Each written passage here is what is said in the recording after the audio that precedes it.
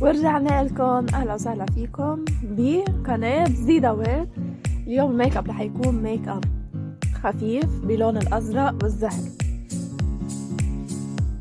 بدي بلش بلون الازرق، وبهيدا الفرشاية بدي استخدمها حط على كسرة العين.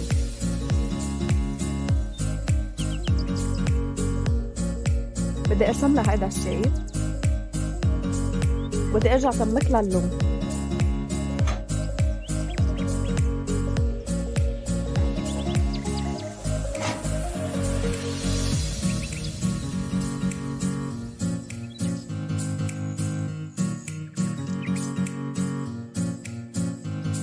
بدي ارجع سمك اللون مرة ثانية.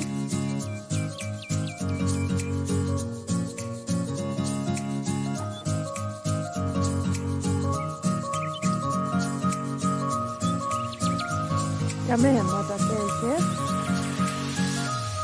من اللون الازرق بدي انتقل للون الزهري، وبدي احط لها اياه على جوات عينها، على مطمع العين.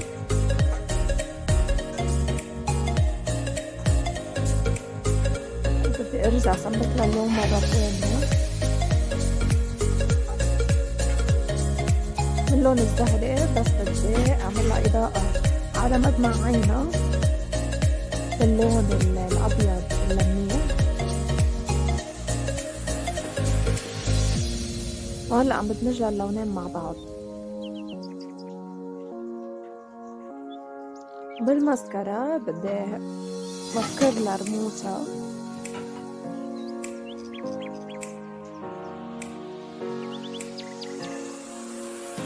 تمهيدا لتركيب الرمش.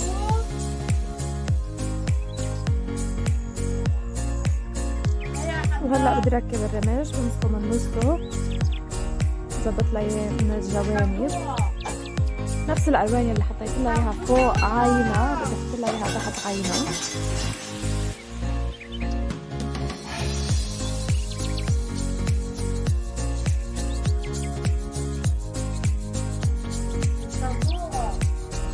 وهلا لون الزهر كمان، لون زهر جوات عينها.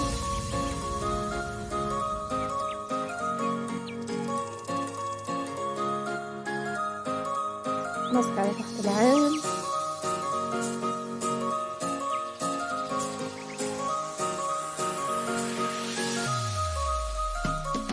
وها هي النتيجة تاعتها.